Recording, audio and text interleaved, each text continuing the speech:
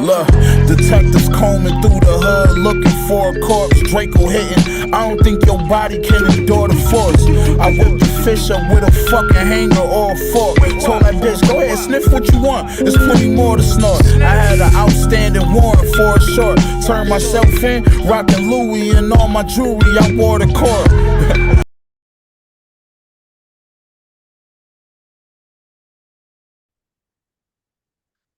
Ladies and gentlemen, episode 96, Hard to Kill with Tyler Heisey of Back Azimuth Solutions. What's going on, brother? Nothing much, buddy. How's your day going? Good, good. Excited to have you on, man. We've been talking on social media for a little bit now. I love seeing what you're doing. Yeah, if you don't mind, kind of give us a little bit of your background, what led you to where you're at today. Okay. Nice to meet you and everybody that's watching this. So Cheers. for my background, I did 7 years in the Corps and I ended Sure. up getting medically retired. Where I'm at currently today, I am in the process of becoming a mental health therapist. I've got 3 classes left that feel like a fucking lifetime. But I start my internship this summer, and then the following summer I'll be doing more work helping the community. That's awesome, man. Super pumped to hear that. Happy for you. Thanks, brother. Is that something that I don't know, was like an internal push for you? Is it kind of like something you always wanted to do, or is it just, maybe the path you took in the Corps kind of led you that way?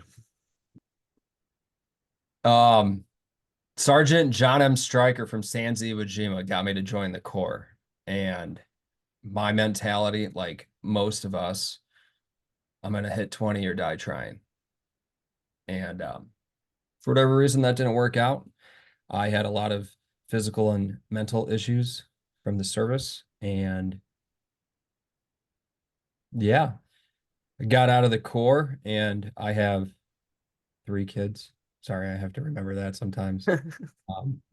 I got out of the Corps, and my mentality was that 1950s, get out, provide for the family, work in a factory kind of thing. And three years, I would say it was about putting 20 pounds of shit into a 10-pound pressure cooker. And that lid can only stay on for so long. Absolutely.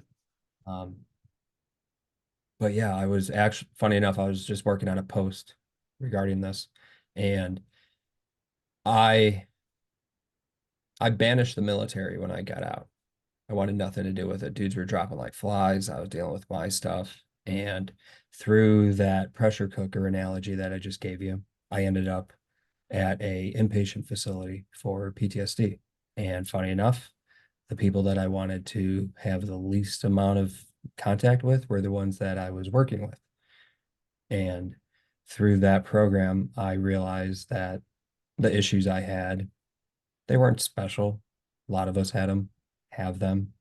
And through that, talking to those dudes, sharing my story, I realized like, hey, I made some really stupid decisions due to my own ego and complacency. So why not find a way to turn that into my new purpose, my new why? Wow, that's well said, my friend. I didn't realize we had such similar stories. That's the way you just articulated it right there is exactly kind of what happened to me. I don't know if this is similar to you, but when I got out, just the similar, guys are dropping like flies, and I didn't.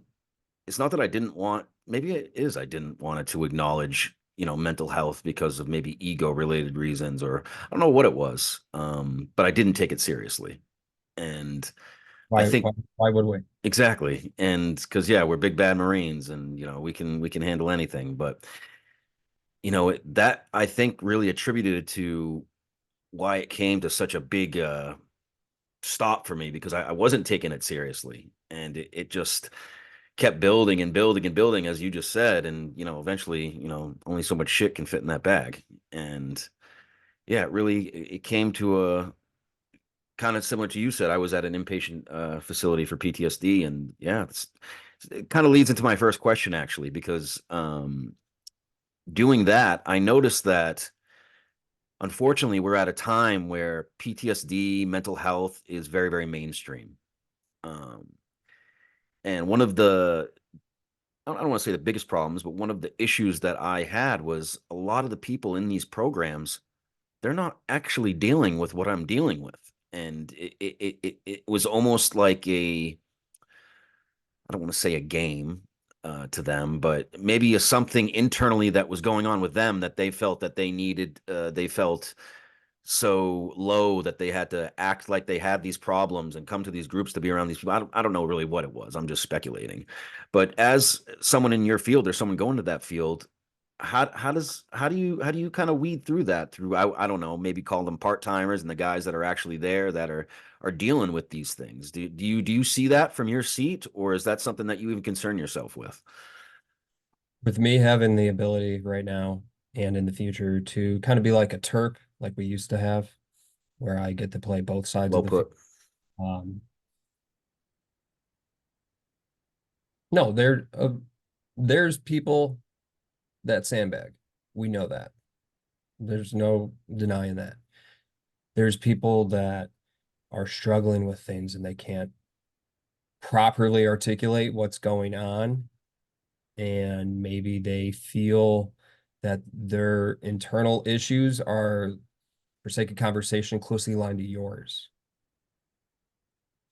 A lot of us, especially coming from the core, we want to fit in some capacity. And I mean, I've gone through, when I was at Wounded Warriors, I went through so many different types of, I don't even want to say therapy, just different help things, workshops, shit like that. And there was people there that I was going through a depression, something, and there was some cat there that was dealing with something because they heard gunfire on a Perfect radio. example. And me sitting there, I'm like, wow, are we really gonna entertain this right now? Like, me and my homie over here, we're actually struggling with some stuff and we're gonna listen to this person? Like, what? Because us as Marines and anyone in the military, we don't need compassion or empathy. You and I and most of us in the military are there to fight and potentially die. We don't need anything that makes us a weaker link. Going through listening to that about the radio chatter, hearing all these other stories. Yes, every single one of us, we can judge people. Choosing to act on that is differently. And the reason why I'm saying that is because people deal with whatever for their own reasons, whatever their issues are. And it's very important for us not to play the trauma Olympics, the comparison game, the totem pole, whatever you want to call it, because it's very easy to do. Like, dude, I was kicking down doors in Ramadi and you did one deployment on a MEU in 2018. Like, we're not the same. It's like, no, we are, because my experiences, your experiences, Nick, you and one of your best friends in whatever unit you came from experienced the same thing completely differently because you're two different people. And that can be a bit of a shift for our community, being able to listen to somebody that is struggling because they heard gunfire on the radio. But that's the human element that's removing the Marine mentality in a way. Because at the end of the day, we can struggle for anything. Trauma is trauma, problems are problems. Your headache that you had last week could be different than the headache I had last week. It doesn't make yours any less than mine. I get that. I hear that. And it's an ego thing coming from that alpha mentality that can definitely cause us to look down on others with their problems. Now, But now I see why you'd take that route. Well, I mean, don't get me wrong. We come from the core. Everyone's trying to do the big dick game. You know what I'm saying? But I've gotten to the point where everyone's trauma affects them differently. I'm not one to judge from the seat that I'm in. What I kind of meant is from your point of view, like if you're seeing like guys at different levels, like do you even bother like in group settings trying to like categorize, or is it something that's gotcha? Okay. We are there for whatever your issue is. That's obviously I'm not a clinician yet, Mm, you know, but I understand that a competent clinician can recognize that, hey, this person's struggling with something. It's not my responsibility to question that, to measure that. It's, hey, how can I set up Overwatch to work with you to talk you onto the target, gotcha. whatever it is. Okay. Now, you had brought up something just when you were talking, like I assimilate to it completely, is going through multiple different like groups and different PTSD things, because that's the first thing I did. I dove into the VA. That's the only tool that I thought I had at the time when I was in. It was very early. This is like 2012, 2013. Um, and that's all I knew. So I went through every program, dude. I had just got out as well. So this is when the VA started doing like individualized separate programs. So you'd get a call from like your mental health advisor, whoever it was, saying like the VA is doing this for PTSD and TBI guys. You could come in, you go in, you meet them, you give them all your information, and maybe you get a call once a week for them to check in on you, what you're going through, and maybe you come see them maybe once or twice a month and talk either individual or group settings. And they go over triggers, different tools, stuff like that. Bro, I've probably done like 6 of those. Each time they get shut down at the end of the year. Each time it's the same thing. So, I'm only assuming there's other guys like me that's done this. How do you stay positive through something like that? If you can see, if you have any kind of common sense and see, or I don't know if this is for sure, but looking at this objectively, it seems like no one's at the wheel of this ship. Like I've never gotten to a point in these groups where it's been like, okay, this is what we're gonna do now. This is this is how you're gonna combat these things. It's almost like they're just recording data to a certain degree. I don't know if you can speak on that at all, but I think the VA is too big of a system. I think it's incredibly outdated. I think it operates off of a medical mentality where therapy is a social component. And I've got a friend just hurt their back recently, and they're like, I can't go to the VA because they're just going to load me up on drugs. yeah, And the good thing about where we're at today, yes, there are services out there within the VA that do wonders, and not every clinic's the same. You and I, fortunately, Nick, you and I have moved through a lot of different phases these last few years where there is more of a influx of competent programs that are out there, which can help cut out the middleman. Granted, there's certain things that we may need from the VA, such as comp and pen, but there's a lot of resources out there now. A lot more people that are trying to become culturally competent with people like us. gotcha. So you And would say outsource, kind of just, look around and just, fish around and try to find better options, obviously. I would say, yeah, I would say situation dependent. Like if you're VA, if you're hitting the berm there, look outward, look to the community, since we have a social media. No, absolutely. Now, this was no bash on the VA, because don't get me wrong, I've had good experiences, I have bad experiences, and I have had right in between. So this is no taking shots at the VA, because, at the end of the day, the VA has been there for us and they have done good things for us. But as you articulated, and this is something that I put together a very long time ago, unfortunately, it seems like they're just learning about that. We're at the stage where they're kind of really just bringing in a lot of information about this, and they don't really have a set standard or policy of treating certain things or going after certain things. So as an individual going through that, it can be very scary if you become self-aware of that, because all of a sudden you start thinking like, hey man, these guys don't really know how to treat this or help this? Like what that, and not only that, as you said, us getting out of the military, when I say guys are dropping like flies, I'm telling you, I've been through like 3 or 4 programs where I'm the only one still here, bro. And I can only imagine other guys feel me on that. That is a scary feeling to feel, bro. Because it's like, is this even is this even like curable? Is there something I can do? But I know the answer to that in the back of my head. It's stay positive and stay proactive and stay at it. But I mean, I'm only just saying this because we're on this podcast talking about this. Like, if you guys are out there listening, I feel you. I mean, it can be scary. That's why I stopped talking to the community, because I was like, I'm sick of getting phone Closed calls. up. Yeah. And at the same time, like, hey, he's dropping. When's it my time? Yeah, it's scary, man. Well, Uh, like you said, the trendy topic of mental health is circulating.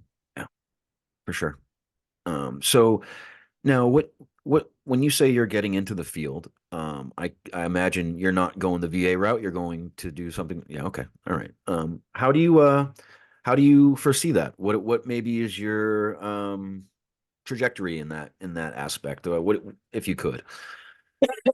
Um, so right now, with these couple classes left and my internship approaching, I'm currently not locked in, excuse me.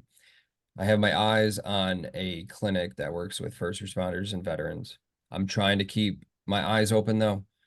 I don't want to just set my whatever. I found a local place that's not focused on the military, which can give me a different perspective on things. I actually am trying to get in contact with that inpatient program. I'm in the suburbs of Chicago, Okay. and programs in Chicago. And if I can get into that, I can take the train in every day and I can Makes sense. be on the other side of it. Gotcha. But my internship process is about a year. And then at that point, I take my tests to get licensed. And what I would like to do, spend some time in the trenches as a clinician. Um, there's a lot I do now with the community, but that's a different side of things. And what I would like to do, based on how life goes, since all good plans fail on first contact, Only way we learn. spend 2 years in the trenches, work on it, get my second license so I can practice independently. I want to be able to support various veteran organizations that are out there, because we need competent clinicians Yes, that we are do. also terps that have been in the boots. And speak the language. Yeah. And as I'm working towards that second year license, I want to start my doctorate program. Oh wow. Go all the way. Why not? Oh yeah. Happy to hear that. Is that something that you preach? Because that's something that from day one that I've really stood behind, man. I think that's the first thing I noticed is like I'm telling these doctors this stuff, but they're not locking it in. They're not hearing me. And when you say terp, terp for us is interpreters, guys. Those are guys that can speak the language and relay exactly what we're trying to say. And that's what he's trying to say. We are talking about putting people in the positions in the mental health facility that have been boots on ground, that have been going through this stuff, that can understand what these guys are saying. Is that what you're trying to get behind there? Ultimately, yes. Or because there's very few of us in the country as veterans by ourselves, Yes. at least having opportunities to teach civilian clinicians. Oh, Because cool. there's, I didn't even think of that. yeah, because there will never be enough You're right. veterans in the mental health field, because there's so many veterans to begin with. But teaching civilian clinicians about the culture is very important. For example, excuse me, if you look at something traumatic, for example, let's say you lose a brother or a sister overseas, or somebody takes their life, or sexual assault, whatever the case may be. A civilian that never served can experience anywhere from 1 to 5 traumatic experiences throughout the course of their entire life. shift gears for a second, look at a small town cop, 188 traumatic experiences in 20 years. Chicago, New York, 4 times that amount. You and me, 7 months, easily hitting 200 plus. Oh, yeah. When you have civilian clinicians that work with trauma and we start sharing stories, sometimes it's too much for them. So we have to be able to appropriately teach them about our culture, about the things that are going on, and how doing a simple grounding technique might not be enough. If we are triggered because we have the anniversary of the end of Afghanistan coming up and we don't know what to do, it might not simply be, what's 5 things you're grateful for? We might need to haze our fucking bodies for 4 hours, but they have to understand what that means. Yes, of course. Of course. Yeah. Well put. And the big thing is and the reason why I'm saying it that way, it's not our stories. Within therapy, the story doesn't matter to the clinician. Like, yes, I want to know about your deployments. That matters. So I can conceptualize what's going on. But as you're talking, I'm listening to the symptoms, the severity, the frequency, things like that. That's why I use that word overwatch, because you're plotting your points. I'm talking you on the target. Well put. I like that. Okay. Right. So I'm gonna share with you something in my mental health journey. It probably happened 3-4 years ago now. That was a kind of a traumatic experience for me, but I'm realizing that I'm not the only one that's gone through it, and I don't know. I would like to share it with you to see what your opinion is on it, and maybe what we can do to try to conceptualize it or find new ways to go after it. Because at the end of the day, veteran suicide is something that's rampant right now, and unfortunately, it hasn't really dipped or done much, but gotten worse. And I need to me, I feel like it's important to take the stigma away from that. When I say stigma, this is what I mean. So I got put into a PTSD inpatient therapy group, whatever, recommended to me from the VA, from my counselor there or admin. And so I'm in this group, and right away I realized that they're understaffed, the normal symptoms of an underfunded PTSD inpatient group. And initially, I'm realizing not a lot of the people in the group have even deployed. And I understand these are things that really don't matter in the broad spectrum, but individually, like for someone like me, I don't feel comfortable in a group setting with no one that can really understand or really gravitate to what I'm talking about. So I kind of closed up at first, and I didn't really want to share. And over the days, I kept getting pushed to share, to share, to share. And at one point, a young psychiatrist to me, she just got into the field. She insisted that I talk about triggers and a significant event that brought me to where I was today. So I told her about coming back from a deployment after losing a friend, contemplating suicide, growing from that, learning from that. I let her know that this was in the past. This is not my current status. And she sectioned me because I just said suicide. Now, through this process of getting sectioned, I talked to probably 6, 7 medical individuals that were higher up in the spectrum. I'm talking how I am right now. I'm not excited. I mean, don't get me wrong. Towards the end, I was getting rather agitated, but I at no point was raising my hands or doing anything threatening. No one listened to me. No one.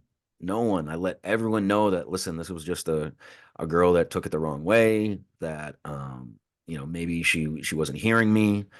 And everyone looked at me like they were like, wow, this dude clearly isn't currently suicidal, but why is he going through this? But like there was a cop next to me. He was hanging his head. They all knew they were doing something wrong. And it got to the point where they said they were going to forcibly take blood and urine from me. I didn't like that. I got dogpiled on. Next thing I know, I have ketamine in my arm and I am in a medically induced coma, uh, strapped to a bed. Have we become so much of just like a litigious society that we can't listen to the individual anymore? Is it just the way the medical field is set up? But just going through that experience has horrified me about, what possible guys like us could happen. Like what could get misconstrued and led to that. Um, yeah, I mean, it not only did am I in a program where I should feel safe to express these things and talk about these things, but doing something like that is only going to make it 10 times worse. Uh, I don't know if you could. I don't really know why I brought that up, but I think it's significant to talk about because if I can go through something like that, someone else can. And yeah, if you don't mind, if you could weigh in on that, I'd appreciate it. I think, could it have been preemptive? Yes. Could the young psychiatrist, as you put it, was looking out for your well-being? Absolutely. Like I understand that from her perspective. Like, oh shit, all right, let's make sure this guy, let's get him fucking strapped up. Suicide's a tricky topic because it's a automatic red flag. It's a fucking red star cluster instantly. And it's important for individuals to understand on the professional side. Like if you say like, I'm going to kill myself, like, yes, obviously they have to protect you. If you're thinking, if you wish you weren't here, shit like that, where it's not like you have a plan, but it's bouncing around in your headspace, like they have to be able to communicate with people, with that individual to understand it, because it's putting someone in a situation like that is worse. And Yeah, and they need to operate from the least restrictive environment. definitely. At the same time, your safety's the utmost importance always. So if me right now, if let's say one of my friends called me and he's like, yo, bro, I don't want to fucking be here anymore. Besides me offering resources and stuff, if he just wants to talk to me, it's just like figuring out why, where's the thoughts coming from? What can we do about that? If it's, hey, dude, I'm done, I'm checking out, like, okay, homie, well, I'm going to get on my other phone and Yeah. call local PD. Yep. But it's a tricky subject, and it's a painful subject for a lot of us, because if someone wants to, if they verbalize that they want to take their life, like, yeah, you have to protect them. Which I No, understand. but at the same time, if you have somebody that mentions that because they've been depressed and it's been a thought that's crossed their mind, and they are now a cop, and you put them in the hospital and they're in Chicago and they lose their FOID card, now they can't work. This is what I mean. Yeah. That's why the cultural competency is so important. And academia, like there's programs now out there that are focused on us, which is cool. Like my school has one of those, Oh, really? but I didn't want to do that because I'm not going to write papers about stuff I lived on. Yeah, really. Um, but at the same time, like a lot of the individuals within my cohort in school right now, those topics would instantly be red flags. And that's where, like, when we have conversations and I explain things or I share my story with them, it's like, hey, that doesn't mean that you have to freak out and call the cops right away or get me admitted anywhere. It's what's going on. It takes that investigation and that trust and safety, because at the end of the day, if you try to run, then yeah, we can make a phone call. Gotcha. Okay. I think it's not that situation was not left to Bane, for sure. Correct. I agree. Well, what would you say to some guys that maybe have been bounced around through some programs, man? Just like we're saying, that have been through the ringer, did the VA 12-step, they went out, did the private thing, and maybe, as you know, if you're anyone that's actually gone through this, you know how difficult it is to find an individual that you feel safe with, that you feel that you can talk to. It takes work. What would you say to some of those guys that have that negative mindset and they're right back home, right back to the booze, right back to the pills, whatever made them safe before? You know what I'm saying? How would you get those guys back into the mental health grind? And I know that's a tough question. If you want to have the pain go away, if you want to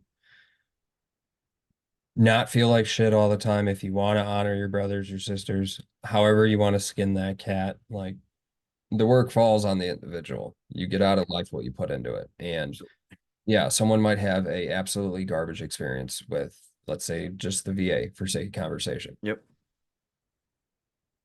It's the same as going through boot camp when we first get introduced to the rifle and we're shooting. Like if you hit the fucking berm, you can't toss your rifle and walk. You have to adjust your posture and re-engage. Absolutely.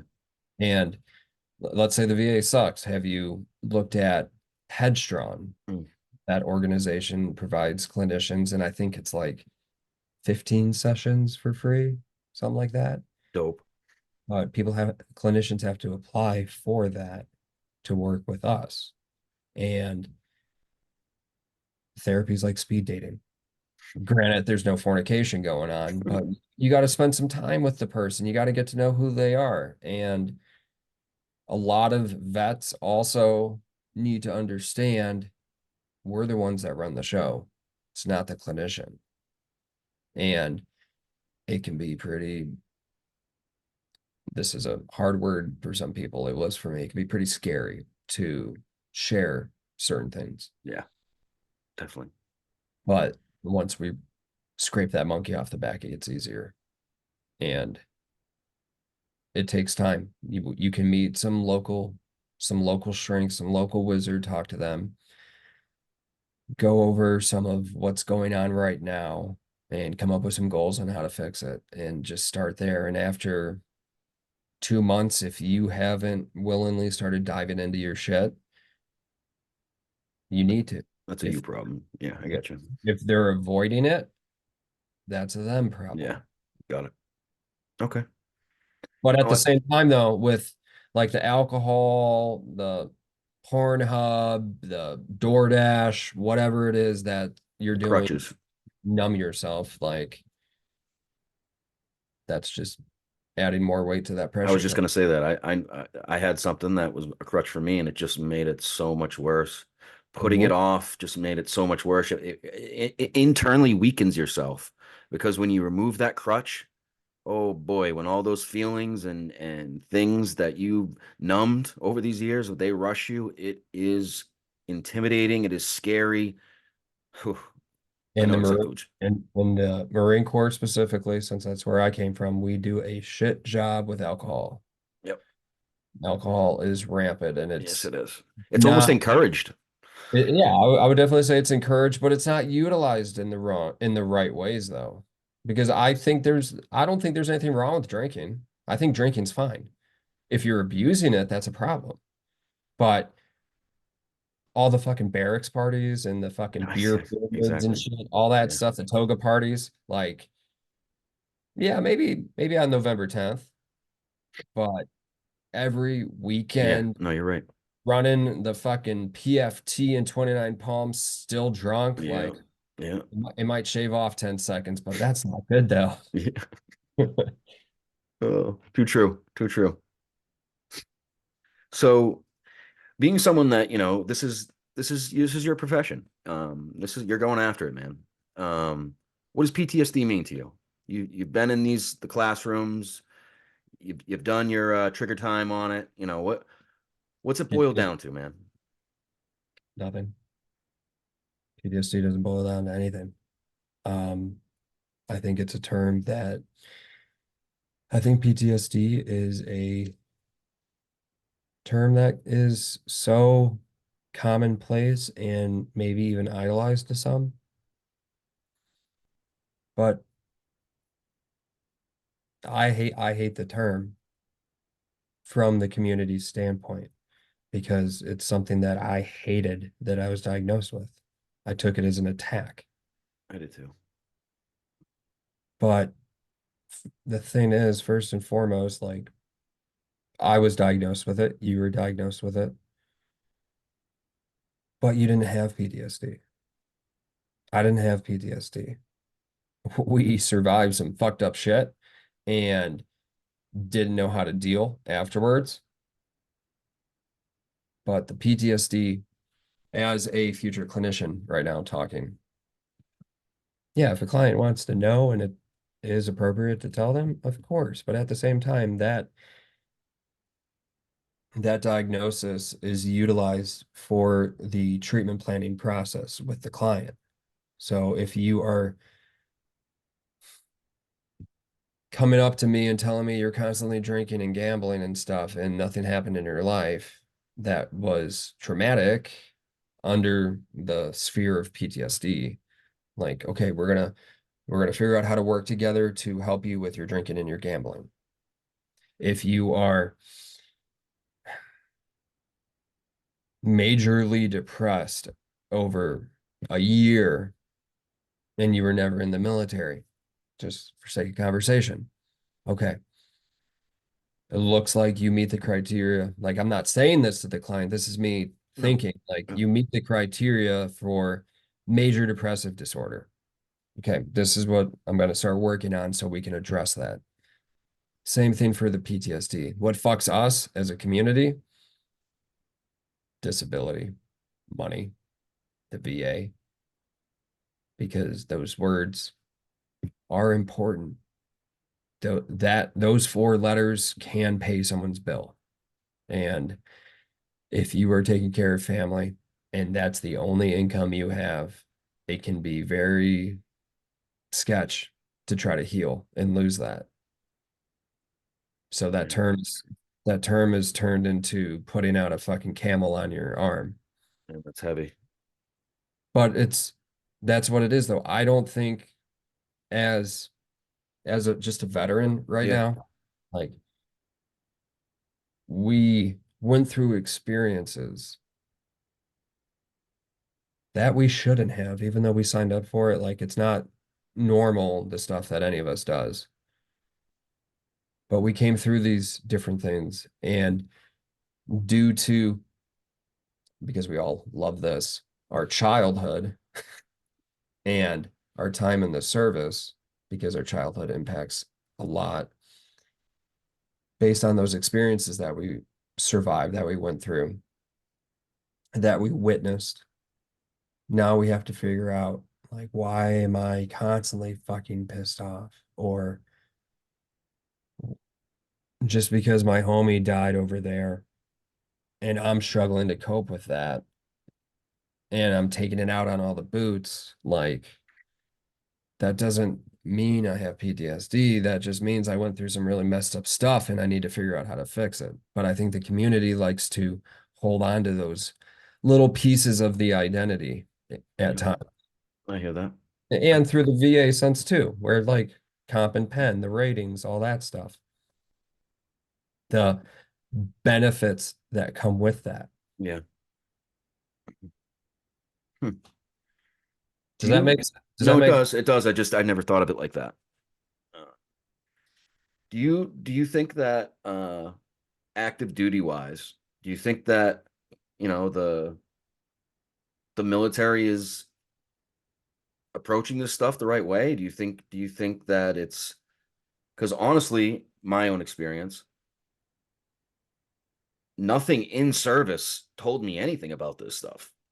This was all like, for example, my doc on my deployment. The only reason I did what I did to go out and be proactive about this stuff is because I had conversations with him. And he, recommended me to do things. There was no one in my, chain of command that said anything. They didn't even know anything was wrong, you know? And, we talk about suicide and being able to do more for it. But if we can't even recognize it, you know, I don't know. Suicide though is after you're stepping on the fucking toe popper. Yeah, true. You're already in the fucking kill zone at that point. I hear that. Okay. I think I think the kill zone, for lack of a better term, can very much be diverted. And the military, I mean, the Marine Corps is built to fight and Yeah, die. that's it. Yeah.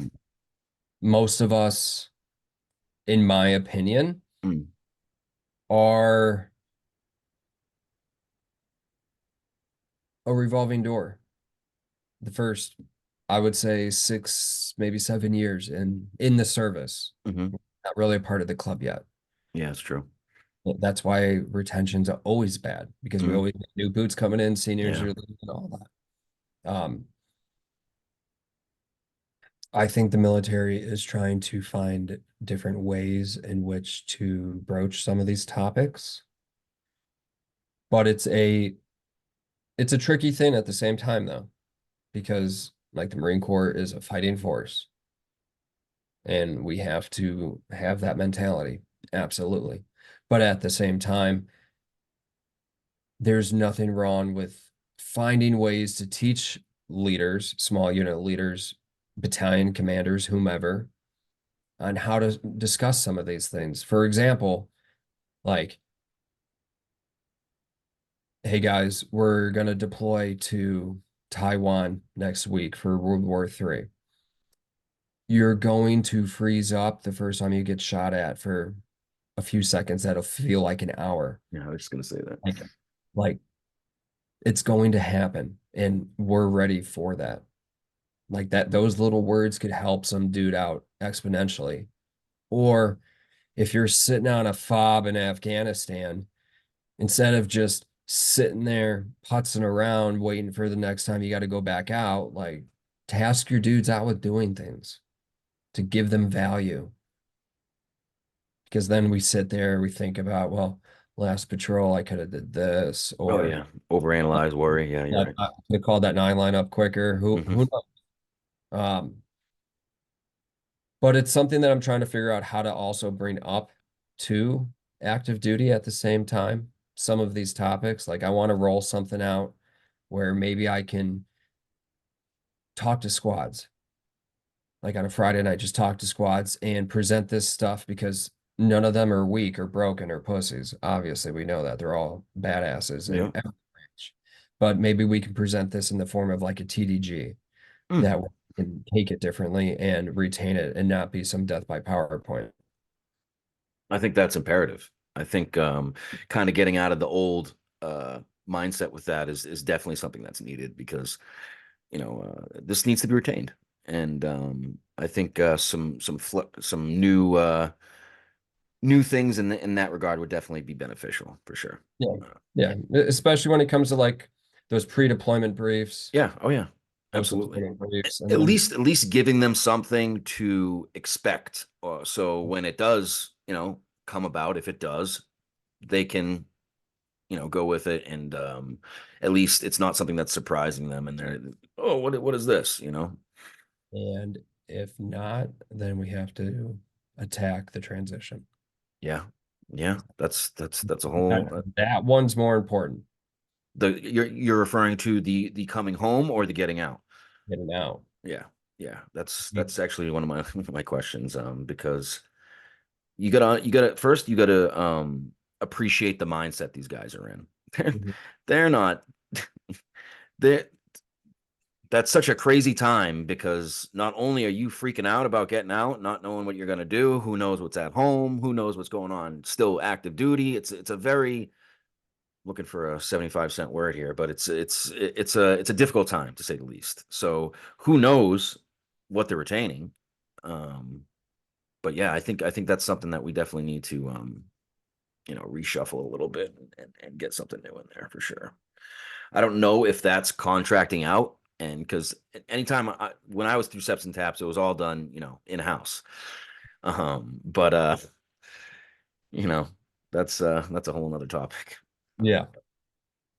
Okay, so maybe talk to me about some mental health tools, man. What are some things that you've identified that are useful in the realms of PTSD, TBI, anxiety? Oh, that's a big one. Okay. Well, I think first and foremost that kill zone metaphor thing that I was talking about. I wrote something up a while ago for someone else, and I was explaining how, as it relates to suicide, look at it like a firefight, where anyone that has had the big sad, for lack of a better term, um, Exactly. it fucking sucks and Yeah. it's miserable and it's hell. And it feels like you are getting fucking pinned down Yep. constantly and you can't fucking move. And sometimes people make the decision to stand up and catch a round because they can't take it anymore. Yeah. And the thing with that is those feelings cannot make us do anything. And that's a hard fucking pill to swallow Yeah. Yeah. because it's like I'm not going to live a life sentence like this. This is miserable. And the goal of all of this is to be preemptive in it, left of bane, whatever you want to call it, not getting to those points. And I made a post recently talking about maintaining that lethal mindset I and saw that. all the stupid stuff we learned in boot camp. And I say that disrespectfully because at the time it was all stupid. Um, all of that stuff matters exponentially for all of us. Like we have to function like our mental health is not just our mind, it's our entire body, it's our life as a whole. And we have to sleep. We have to eat 3 squares. We have to haze our potties. We have to connect with dudes. If that means getting on a 152 to call your homie up on the other coast, that's fine. If it means hanging out with your civilian buddy that never served, that has a different perspective on something, that's fine. Um, we have to have fucking hobbies. Yeah. We have to have hobbies. There's nothing wrong with Netflix and video games. There's nothing wrong with that. If you're doing it 18 hours a day so you can prestige on Call of Duty, then no, that's a fucking problem. But there's nothing wrong with slaying some bodies, going to the gym. Photography is a great one for gratitude. That's one that I did when I was coming out of my hole. Huh. Because you're capturing life. I like that. Yeah. The thing is with the tactics and TTPs for struggling, they're all unique to the individual. Because not at like I have 9 different hobbies, I think. Because there's times when I stop going to the gym because I'm done with that shit. I'm over it. It's a waste of time. It hurts. My body's already broken. But I have something else to turn to. Um, and the reason why I'm saying these kind of things, because these are the things that are very easy to be neglected when we're focused on families, focused on jobs, focused on kids. But anybody that has a kid, it's very important to remember that we have to come first Mm. because we're no good to them if we're not good to ourselves. And I learned that one the hard Good. way. Yeah. Good point. I agree with you. And that allows us to also introduce them to things we're into. I'm not taking a newborn to go shooting, but that 5-year-old, you can show them how you work out and Absolutely. stuff like Absolutely. um and a lot of this that I'm talking about right now goes into those issues, goes into the transition because it's all interlocking fields of fire Yeah. without a doubt. And that's why I love all these different pages out there that touch on all these different things, the fitness pages, the pages like mine. Hmm. One thing that a lot of us struggle with is that isolation, and you're doing something to fix that with this. Trying. And that's another big one. That was a Is big one for me. yeah, because I was an area manager at a plant in charge of 50 to 100 employees. None of them were in the military. They were all fucking nasty trash that moved too slow, asked fucking questions, and just garbage. No patience for them. Yeah, and most of us probably had that mentality at some point with civilians. But now some of my best friends are civilians, and my entire life does not revolve around the military anymore. Because That was something. Not to interrupt you. I'm sorry. I forget things sometimes, but you brought it up earlier. Is that something that you think is imperative in this journey of mental health? It's packing that box up, putting it up in the attic, and never fucking. I'm talking about anything military wise, I tucking it all away. Because I've talked to a few guys, and it seems like that's what is working for them. I I think dudes and dudettes are gonna do whatever they need to do. Some can turn into the Patriot and put that shit underneath their bed and call it a night, which is fine. They can close that chapter and start a new one. There's nothing wrong with that. Um, some of them do the VFW thing. Like we do what we need to do. Like I walked away from the military because I was sick of seeing the names pop up. But like now I'm back in it. But for me, I appear obviously very heavily into the community, but that's just one aspect of my life now because I've gotten a lot of flack for this before. I'm not a Marine anymore. I don't identify as a Marine anymore. I'm a dad. I'm becoming a therapist to work for the That's what I community. mean. I'm anything. I'm a terp now. Um, but it depends on the person. And if you were motivated by Sansa Iwo Jima to join the Marine Corps and then had to get medically retired, you might not want to give it up yet, Yeah. which is fine. Like that's why we have all these dudes with those beautiful platforms they shoot on, because that's their thing. Yeah. We got dudes like Goons Up, for example, with his page and his apparel and everything Killing he it. does for the community. But like I know that's not his entire life though. Yeah, of course. Of course. And I think it's important for people to recognize that it was an incredible experience, good, bad, or indifferent. And we learned a lot, and it's a point to step off of. And if people rest their laurels on the best job they ever had, that's the same as the varsity senior football QB. Facts. And it's like, hey, those were some of the best experiences that I've had, and some of the worst experiences I had, and some of the best friendships that I knew way too much about them.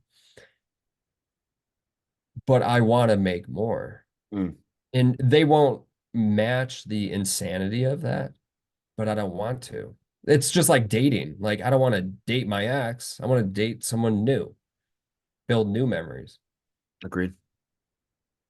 But it falls on the individual. Some people want to maintain it in its entirety and wear a fucking blouse, boots, and a goddamn glow strap the rest of their life. And I'm here for it. Just I'm not going to stand next to you in line. Oh boy. Uh, okay. Um, kind of closing up. What do you think are some misconceptions about mental health that have been I don't know, misconceptualized to a certain degree? I don't know if that's a word or if you said that right. I just kind of Just made it up on the go here. chicken wing that one. Yeah. Um, First and foremost, a lot of people think it's for the weak, and Yeah, you're right. they You're think right. therapy is for the broken and the weak and all that stuff. And like my No. my class right now, that is killing me. It is killing me because it just feels like such a waste of time. career counseling, helping people with like the Myers-Briggs personality Gotcha, test. gotcha, gotcha, gotcha. It's incredibly important and it can help people, especially within like the transition space Hmm. of getting out. But like I want to work on trauma and helping dudes and find ways to streamline that kind of stuff. But going through this career counseling thing and learning about all these different things and doing the Myers-Briggs for the umpteenth time and still seeing military and now counseling as my top two, like there's so much more to therapy. I know there's marriage counseling. The last therapist I had before this program started, I was learning from him different ways to communicate to people. They can help you in being a better parent. They can help you with finding a new career. It's not all doom and gloom shit. They are the professional life coaches, if you will. I hate that word, but they can help you with so many different things because none of us have the answer. There's no Yeah, blueprint. there is no just, yeah. And the thing when it comes to the more darker part of therapy that we're all intimately aware of, yeah, those feelings and things that are not talked about on social media because people don't share dirty laundry. That's what you want to call Or it. I don't even think you can. You'd probably get, Right. who Right. knows? Uh, but those things are absolutely miserable. Yeah. Any of those feelings. And it doesn't matter if you were in Baghdad or No. if you were the dudes on the embassies, whatever those jobs were. I forgot what those guys were called. It's gonna bother. You know what I'm talking Yeah, about? of course. Yeah. It doesn't matter if you were guarding an embassy in Greece or if you were kicking doors in Baghdad with Sergeant Yeah. Major Castle. Like Yeah. Yeah. all of us great to talk about our issues, even if it's hearing gunfire on a radio. It doesn't matter. There's no trauma Olympics. And that's the biggest thing to drive home for sure, because just because you did whatever you did, Nick, doesn't give a CB a reason not to struggle. Like they can struggle for their own reasons. And once the community realizes that we're all on this patrol called life together, healing can take place. Sharing stories, just like this, making a post, sharing how you got over imposter syndrome when you got meritorious corporal. That could save a dude's life. Yeah. Like the transition is imposter syndrome, straight up. So all of us have so much power in our stories, despite if we lived a life of American Sniper and Fury and all that stuff, The or if sexy. yeah, or if we were just a dude that wanted to join the military or dudette, sorry, that wanted to join and serve our nation in any capacity, and we did. But for whatever reason, we're struggling with something, even if it's fucking finances. So share your story matters. That's my big one. Gotcha. Okay. All right. Well, that about wraps it up for me, my friend. Anything you want to leave us with? Um, if anybody got anything out of this conversation, just check out my page, Back Azimuth Solutions, and hopefully a post can help you share it with a friend. I'm not going to sell you shit. I'm just trying to help. So that's it. Gotcha. Well, Tyler, I thank you for coming on the show. I appreciate you talking about this stuff. Unfortunately, this stuff isn't the easiest to talk about, and then it forces you to go a little bit deeper than the normal conversation. So I appreciate it. And if you're ever in Massachusetts or the East Coast, I'd love to get you for like a little in-person sit down. I tend to see the in-persons get a little bit more deep and I don't know, you Yeah. get a little bit more out of it. But once again, thanks for coming on, man. I look forward to talking to you again. Thank you for your time, brother. All right, man. Semper Fi.